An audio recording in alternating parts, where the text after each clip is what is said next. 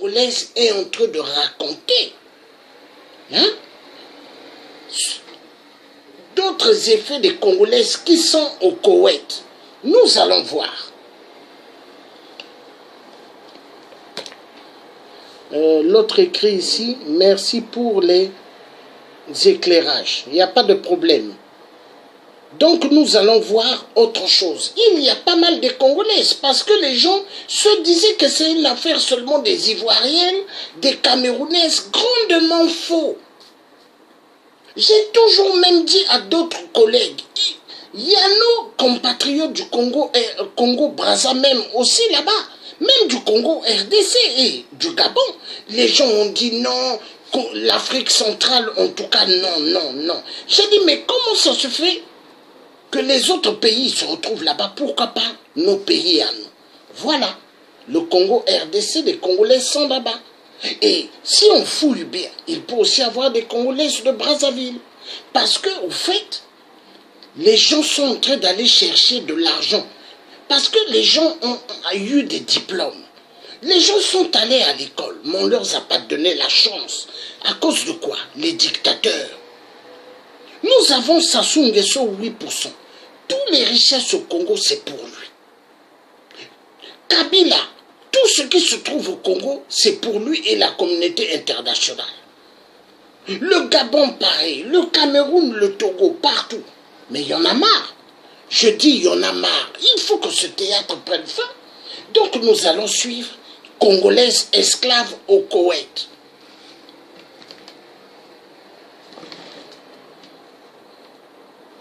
balingaka biso mingi na 3w.com basaka biso mpenza confiance ebele naza kaka na kati ya Montréal. Merci na bino bayebatwaka émission Pasi ya Congo bino osaka plaisir na biso plaisir mingi na kotala émission Pasi ya Congo. Boyebi ete il y a 2 jours passés tolekiselaki bino likambo ya dossier ya mwana na biso Souza mais mingi koloba eza te na biso na bino to découvrir nini oyo elekaki na mokolo lelo mpona mwana mboka Souza oyo alelaki na telefone na émission biso Pasi ya Congo oyo azali koloba mpenza na mawa mingi nga na ye mpenza tozalaki mingi na séance mpe ya kosambela ezalaki après 5 minutes nabengi Souza tosambela lepi tosambelaki lepi tosambelaki mais qu'est-ce qui s'est passé juste na biso na bino tolanda émission na biso ya Pasi ya lelo Pasi ya Congo ya mokolo lelo oyo na kosala awa na mboka Montréal précisément na Canada tolanda merci.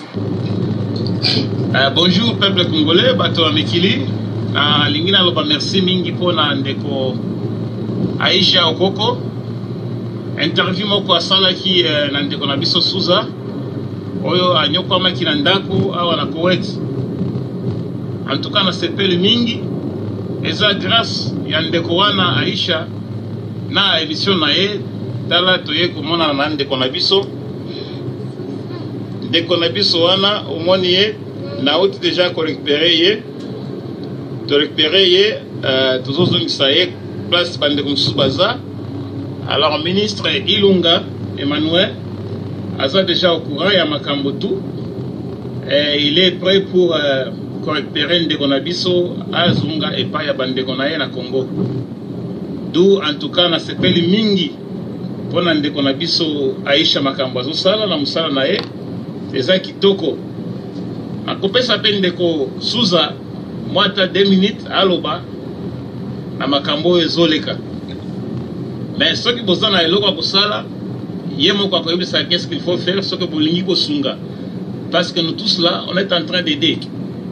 Ouais, nous sommes bénis pour bénir les autres. Souza, tu as quelque chose? Merci vraiment Souza na sepeli makasi na pamboli nzambe na nzambe asaleli ngai na nzela ya Aisha tilelo ngai naza libéré na papa Victor tozokenda naza libéré. Merci na pamboli nzambe na ngai nzambe wana pambola ya Aisha baksela mingi na musala zosala na ndenge na faveur ya Aisha ndenga lelo na tukutena na ndenge na bimi na ndako na ndenge lelo naza libre eloko sona na lobake bosunga nga naza na eloko naza na ni kala so ni lipapa ni elamba ni eloko kolia kote naza ya okauka na mwa 3 jours na tikali na mwa vana zonga bosunga nga mno sona poza sunga nga a contacter ya na nga ya mobali ya Igo après akoyeba nde nini à contacter ya Igo pour baoye bandeni wa nous avons besoin sunganga contacter ya Igo baoye bandeni osala bango mibana baoye bandeni osala na téléphone pour bo sunganga na zana mbate lipapa te ni caleçon même si loko kolia na lia comme ça on ozonga kongo na la bien donc nzamba opambola bino nzamba opambola bino nzamba pambola ya Aisha bakisela ya mingi wana eza ndeko na biso bino moko boyokie ndeko Suza en tout cas merci mingi na Aisha musalo zosala ekende liboso na bato ya mikili ba media nyonso en tout cas boende zalaka bato nyonso Kongo mikili to sepeli totala nini tokosala pona ndeko na biso azonga na mboka en tout cas grand merci mbote ndeko Igo mbote ndeko Aisha ndeko Igo bato bakotala biso bakoyoka biso mokili mobimba na kati ya Kongo mikili naningi penza yo moko o se présenter elo oni esali penza ke ozongela biso na kati ya Kongo mikili oza nani epo yepona nini. Ok ngai kombo na ngai Igo Mankie babisusu babandaka na Victor Igo naza moto ya Congo na bota na Lubumbashi naye à Koweït ça fait depuis 2013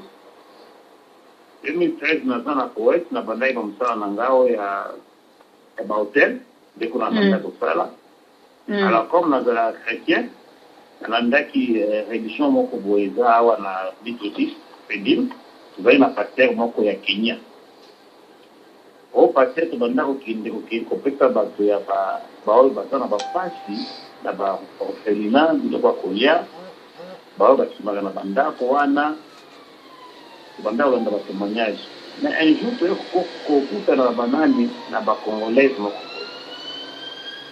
ezalaki makambo kokamwa kokuta bacongolaise bazosufre bazokoma te awa kokolanda makambo na bango kosima ndenge bakomaki awa kokoma wapi potanga komba mboka wana bakomi kokoma awa na Koweït bakomaki bango balekisi ngai ndenge bakomaki na Koweït bakomaki na nzela ya nani bapesaki bakombo ya bato babimaki bango awa na bato mpe bazalaki na mboka oyo nazwaki bakombo na pesi na ambassade ya biso ya Egypte na Arabie Saoudite ministre Ilunga dans ce cas-là nazali na ye na contact te naye nazalaka na bato ya nini ya baambassade après koya koyokana bamoni ke ezalaki na pression makasi apesaki nga numéro ya madame Karine qui est la secrétaire principale ya ministre Ilunga ya ministre Emmanuel Ilunga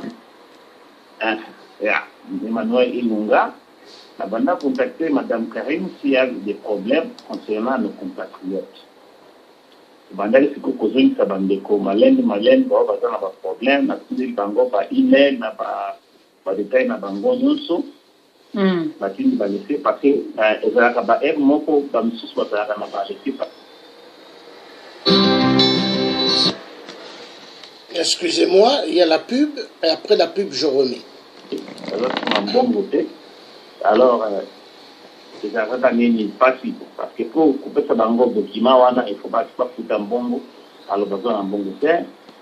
Il arrive des fois un gars, on a comme un bongo, on n'a pas tiré à bande de jusque là, le lot, la bande pour le cas, ni connexion, ni na kokota pour batubaye ba makamboyo, mais na c'est une ambassade gaz, la mission na mona qui passe ya Congo, maman Aisha. Nazali na YouTube nde nataka makambo ya Congolaise na monka Congolaise moko azosufri na Koweït. Alors je me suis demandé nazali na Congo na mois passé na mon Congolaise na nyondo azoloba awa na landi mama Aisha nazwaki numéro ya mama Aisha wana na internet na combien on a fait mama Aisha na benga qui est solo na singa qui est soki ya moyen apesa nga ba numéro ya ndeko wana na place ya za. C'est vrai, les Croaties qui open, avec une numéro nangai, avec une peine de quoi on va solo, de quoi on a ici là. C'est ça. Na qui cause on de commune Suza, na nito tout ça naï. Bref. Ah, merci beaucoup, mon amboka Nous avons penza ndeko Igo, batakolanda biso mokili mobimba. Donc yo na Koweït depuis 2013, nde oza na mboka Koweït. Batakoyoka biso siko penza mingi bakolinga bayeba penza ba réalité nini oyo yo kutai nango na ba congolais ou ba congolaise ou bazwa ko na mboka Koweït. Poko ko luba yo za penza na vie moko ya malamu ozo bunda na yo ozo na entrée facile na ko bima facile. Mais qu'est-ce qui se passe lelo oyo ba congolaise bazokoma ba esclave na mboka Koweït net na kaya ndeko na biso oyo lelo ke ko libérer na Koweït kuna mwana mboka. On va revenir sur la vidéo, mais j'ai un truc à dire. Je demande à tous les Congolais de la RDC, en RDC, s'il vous plaît, bottez les mains. Sikoyo, hein? Coup de boule, rendre à César ce qui est à César. Bobé Tabako Etien, na ambassade ya kuna na Congo RDC. Tout ce qui est arabe, commencez à faire la chasse aux Arabes en Afrique. Je demande commencer bobeta ba arabe na Congo RDC. Congo Brazza doit aussi faire pareillement. Toute l'Afrique, il faut commencer à corriger. Souza obo travailler peza na ministre na biso Emmanuel Ilunga o patie maele ne mingi na likambo o ya mwana mboka Souza yebisa biso bazo vivre kuna ezo sala nini ba koma ba esclave na mboka Koweït. Non, au moins il déconnanga problème moi je me suis déplacé, ne t'inquiète pas. Le direct est en train de se faire. Les Congolais tout l'Iran. Bon, on a vu ça qu'il y a une bosse, il faut carrément. Bato babimaka Congo, babimaka nde Congo baya. Babimaka bamboka misusu te. Abimi Congo na pasi, kaka baoyo bamisusu na baestro, bazwi mbongo ya moto. Kaka moto banda koteka pesi nini, bamisusu koteka bango na bango. Et les Congolais le savaient pas. Et puis koya na bango awa bayaka neti marché. Tobenga bango marché triangulaire. Donc, comment ça se fait? Bato ya agence wana bakutani na moto wana oyo sekata na Congo soki aza awa basengi ye bato ye aconnecte bato baza na Congo batindi bapasseport kotindi bapasseport wana bon ngai na kotala donc l'heure connaît qu'il y a la 15h tout ça là donc 15h bon na kotala ici il fera quelle heure comme ça na kubenga yo et na koloba na yo. Pour le moment je ne peux pas cliquer sur l'ordinateur parce que si je clique les prix vont enlever certaines trucs que je suis en train de faire. Voilà pourquoi je laisse avec. En plus, il y a 5 appareils qui sont allumés. 5 appareils qui sont allumés. Donc, tu vois, ce que je suis en train de faire, je fais ça pour réveiller les consciences. Mais ça fait mal. Même là où tu me vois, j'ai la chaîne de poule. Ça fait mal. Par exemple, on a $2,500. Avec les $2,500 donnés à l'agence, l'agence peut faire avec une marchandise. Il faut aussi la cabine, il faut aussi là. À confisquer le passeport, à confisquer le document, il y a aussi. Alors il faut moto ça na mtaka nyama. So ya salité. OK. Merci hein. Zamba yana yo. Donc et puis na Koweït loi humaine exacte. Donc la droit de l'homme exact. Bato bazo souffrir ya solo. Mingi bakimaka parce que $2,500 et quoi aider mon fils à la tama kintamba na ye na kin abandi koteka taneli sapato na bitungula. Bon, pour famille na ye etinda mbongo ba l'extérieur parce que pour les a un peu délai. Alors dans ce cas, c'est cela qui n'a ambassade, s'il y a moyen, batinda va laisser passer na $100 wana comme ça bande mon avis se base. La bonne chose est que M. Ilunga a nous dit que non, je vais soutenir mon peuple avec tout ce que je veux pour qu'il rentre au pays. Donc, problème à bon. Loba.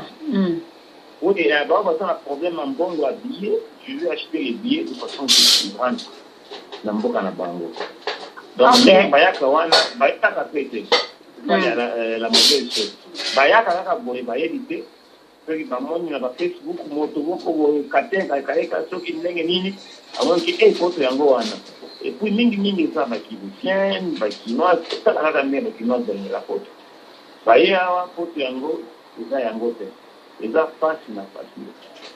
Merci beaucoup merci beaucoup ndeko Victor na koloko penza malamu ndongo zoloba sikoyo ndenge bandeko na biso mosusu ndenge basi obanda ba démarche ko travailler na ministre oyo azozwa penza charge ya ba diaspora libanda M. Emmanuel Ilunga bosi bozongisi combien de personnes na Kinshasa batu basi bazongi combien est-ce que bazozonga ba air nyonso que ozo baton jusque là nakol bata ba 145 hein 145 personnes. Oui, 145 Congolais. Oui.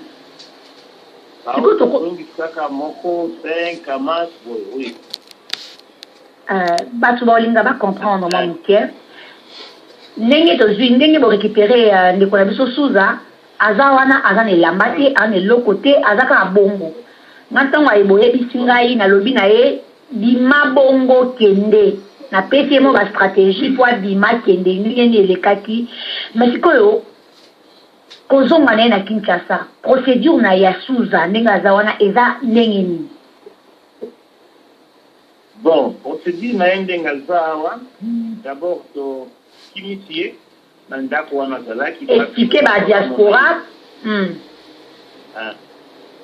benga ki apesi ngai nini location na eplaza na elisi ok zela ndambo programme fala bima na butu et déjà moni ke no chance eza eko bima ero yo azu taxi alandinga na musala na ngai kasi na za parce que avant d'être en contact avec le ministre Ilunga je ne travaillais pas pour le gouvernement na tout ça na kamunyo so pona bolamu ya bana mboka donc osala mo pe donc makambo yo bandaki ona na moni tango soli nanga yo bisinga etodi ndeko na opesa mbongo opesi mbongo na omoko personnel po bazwa taxi bazwa ye baya na etikuna to sangi voilà quand tu auras la publicité va finir, je vais remettre la vidéo. Donc, c'est un Congolais du Congo RDC qui vit au Koweït. Il travaille là-bas.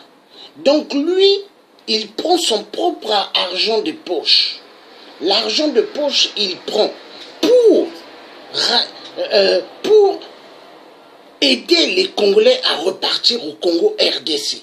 Il dit parce que ce sont... les Congolais sont ses parents. Et il peut pas être au Koweït, travailler, avoir l'argent et laisser les Congolaises qui sont esclaves là-bas. Non. Lui, il s'occupe à les prendre une à une. Dès qu'il a l'occasion, il envoie au pays. Maintenant, c'est au pays, le gouvernement qui s'arrange. Comment faire pour que ces personnes-là aient encore les papiers qu'on a confisqués au Koweït? Donc, c'est une mafia. Les Koweïtiens prennent les passeports des Congolaises, gardent leur passeport, et afin que ces Congolaises disent, pour moi, et Sili n'a coquette na zonga na mboka, je ne peux plus repartir au pays, je suis une esclave, ma vie, elle est finie. Et ça fait qu'elle travaille comme ça. Mais cette jeune fille, elle a eu la chance, au moment qu'elle est rentrée en contact avec le frère congolais qui vit au Koweït, qui travaille là-bas. Le frère lui a dit, est-ce que les gens qui t'ont pris pour travailler chez eux, ils sont là? Non, ils sont sortis. Et c'est comme ça qu'il lui a dit, sors vite de la maison, prends un taxi, rejoins-moi dans telle adresse où est-ce que je travaille, et comme ça, je te récupère. Et c'est comme ça, quand elle est venue, il a payé le taxi et il a récupéré la fille. Mais il y a pas mal de Congolaises comme ça qui sont prises en captivité. Je demande à Martin Sali du RCK. Je demande à Maman Blondine du RCK. Communiquez les messages pour Bokenden devant l'ambassade ya Koweït.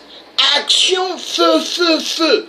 Ba Congolais na ba Congolaise bazui bango na otage na Koweït. Il y a pas mal de Congolaises qui sont pris en otage au Koweït. Ce n'est pas seulement la Côte d'Ivoire, le Cameroun et d'autres pays africains, mais le Congo RDC. Bon, il reste à savoir maintenant s'il n'y a pas aussi des Congolais de Brazzaville. Voilà, voilà. On va continuer à suivre. J'ai la chair de poule, je suis très très énervé.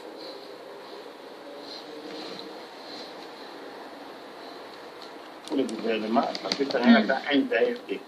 Je le fais de ma propre volonté. Ah, héros, dans quelques zones de quoi, on a dit, mais qui me sera mandé. Donc, je mets mon boulot en danger. Na limite, na juillet, na fait des taxis, et là, bah, distance, moi, bon. Na foutu les taxis, na mis en place ça. Il faut aller. Il faut assurer. Alors, ceux qui te bandent la procédure, par exemple, ceux qui bâtiment lié et Oumel. Bon, d'accord, ça fait mal, ça fait mal. Ça fait mal. Vous voyez ça? Et vous voyez ce qu'il dit? Hein? Excusez-moi, quand vous voyez que c'est en train de partir, ça revient, c'est des gens qui sont en train de signaler mon direct. Mais il n'y a pas de problème. Tout à l'heure, ils avaient signalé et mon direct avait coupé. Hein? S'ils signalent, ça coupe, je vais reprendre. Donc, au fait, qu'est-ce qui se passe? C'est parce que cette situation doit finir. Et ce frère explique que la jeune fille là, il faut qu'elle aille se laver. Parce qu'elle a fait plusieurs jours, elle ne se lavait pas. Et elle gardait le même slip, les mêmes vêtements. Et il dit, il faut qu'elle ait d'autres vêtements à mettre. Donc il a dit, il prend des risques même à son boulot.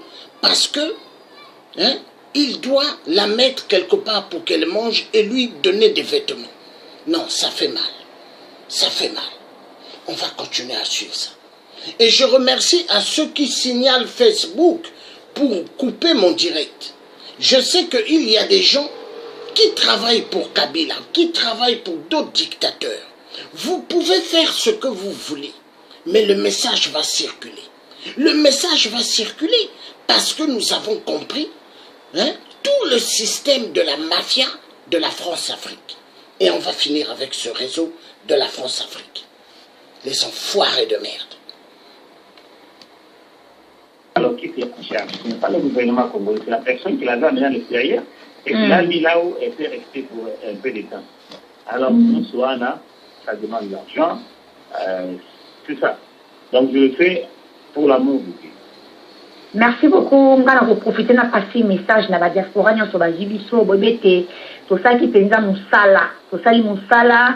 Tozu ba stratégie nyo sona mwana mboka mwana biso alobaki na biso adima na 22h biso to ebisi ete tala ngana ndeko ako sola to ebisi tala position esiko zali soki okoki ko bima sikoyo nde to atindi itinera esika zali ndeko na ngai Igor atindi taxi ba juye penza moto nyonso alingi ko aider mwana mboka parce que kuna escarifiche congolais za na kuna te mwana mboko paza jeune oyo azuye oyo alingi koede mwana na biso oyo po asomba mo elamba alata nini bokota contact na ndeko Igor ezokopesa numéro téléphone babenga yo po oyo oza na ye wana po alingi acontribue na mwa 1, 2, 3 dollars.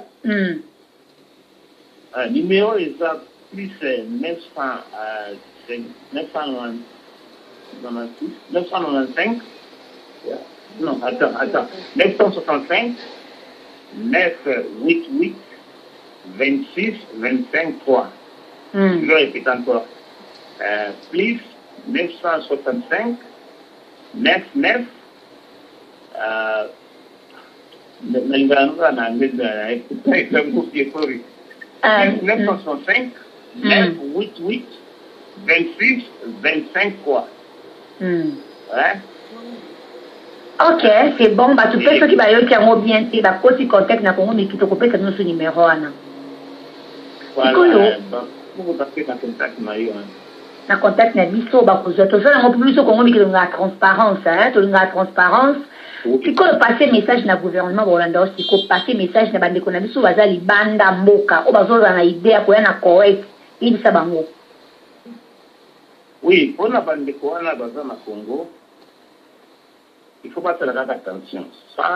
Sans blague, c'est bien de voyager partout dans le monde. Mais, Koweït, il ne faut pas faire l'ango. Pourquoi? La première des choses, ce qu'il y a à Koweït, les Congolais ont dit que c'est pas anglais, c'est pas arabe, c'est pas la mine. À part ça, ce qui a à Koweït, a visa mine. Parce qu'il faut avoir un visa, visa 18, ce qu'on a 2006, elle va se retrouver dans les mêmes procédures dans la Missoussou et à Kossam. Ce qui va faire voyager dans Mboka. À tout d'ici de l'Ekimboka, et l'Ekimboka, on a Moussika. Il faut que vous mettez moi mon kipa c'est bon. Naza amsa nanga naza l'aise. Na makamboka oyo anytime na lingi. Mais ko ba oyo baza kuna. Atoto mpasi le na Congo. Ba fanda ba le katundu. Ça va bien. Oya ko ya ba monde arabe. Les sous baza na Liban. Elle souffre vraiment comme les autres ici. Ba oyo baza na Arabie Saoudite. Nous avons l'ambassade là-bas mais ba de Kanga.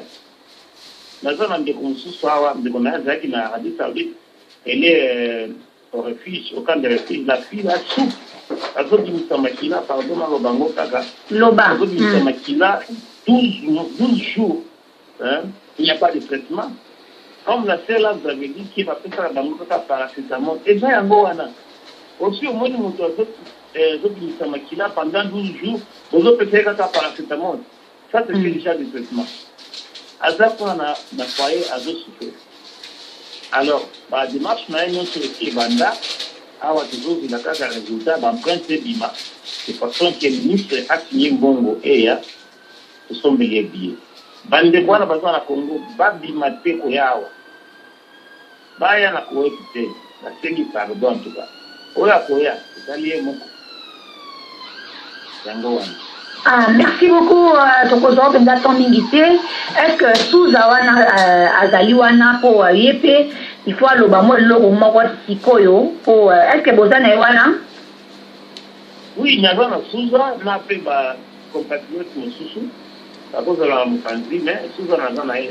Ah ouais. Fais ça sous un téléphone, Wana. Souza, ça. Fais ça, Souza. Allô, Souza? Allô, Aïchi. Bandeko bazoyoka yo mokili mobimba oloba nini sikoyo bazoyoka ba mama na badengaki be loba comme conseil Conseil kaka na pesa bandeko na on a fait cette émission na dit pas que je complicité. Voilà, excusez-moi, c'est la pub. C'est la pub. Je vais mettre la vidéo après, c'est la pub. Il y a pas mal de pubs dedans là. Dès que la pub va finir, je vais remettre.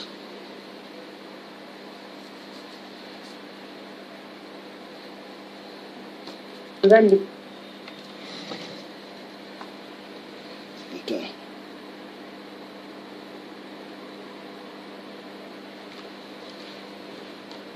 Qu'est-ce qui se passe?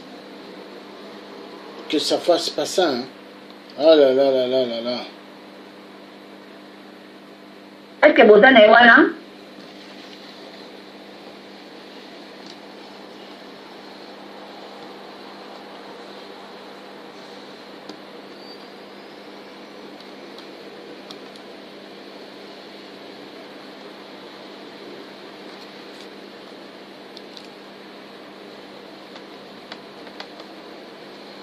Qu'est-ce qui se passe?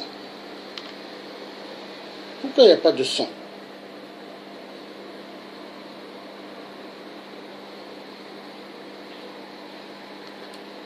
Excusez-moi. Hein. Ah, je crois que c'est depuis là-bas. C'est depuis là-bas. Hein. C'est pas chez moi, c'est depuis là-bas. Là, c'est bon. Mais pourquoi son son coupe à tout moment? Avant, ça ne coupait pas.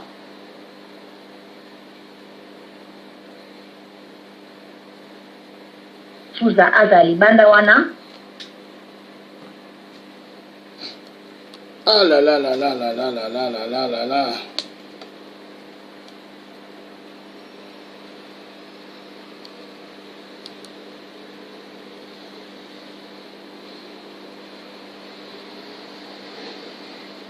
bazala te poser la vie de coprécité ana badengaki bien.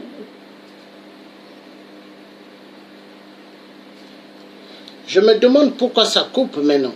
Avant, il n'y avait pas les coupures de son. Ah!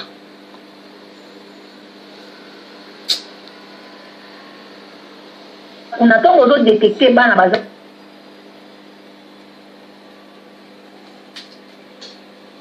Oh là là là là là là là là là là.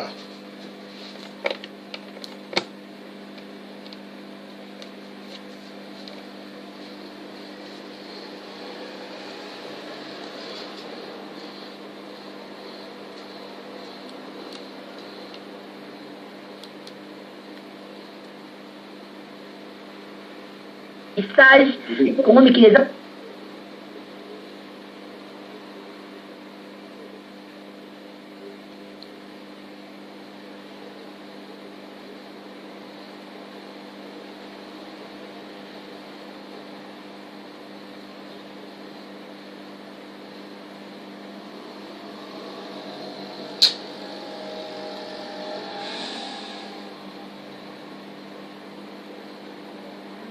merci.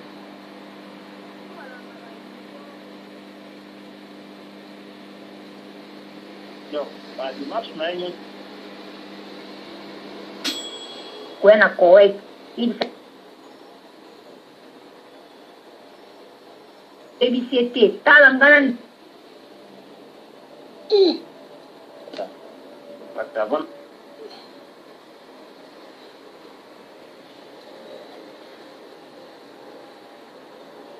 personne na Kinshasa.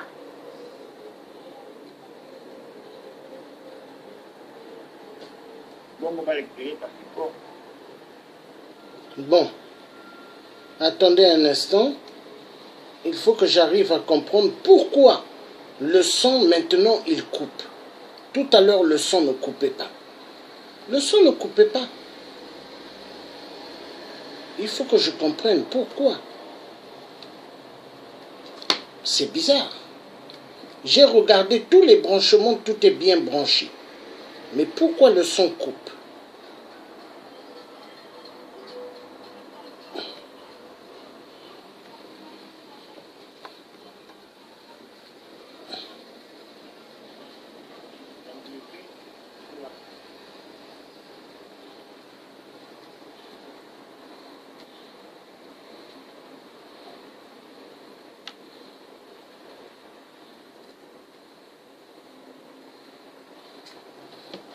Bon, je vais prendre ce lien-là.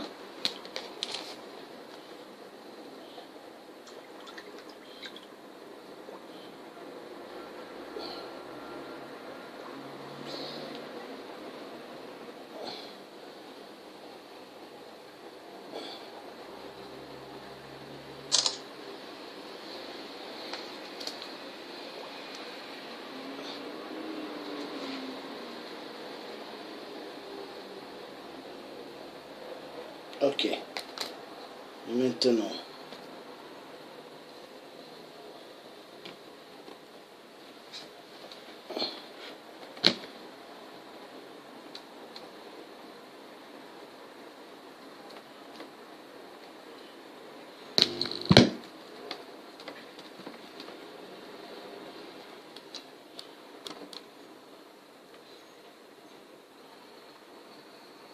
oui, Ça coupe. 25 fois. Ça coupe, je sais pas. Hôtel émission Passi à Congo.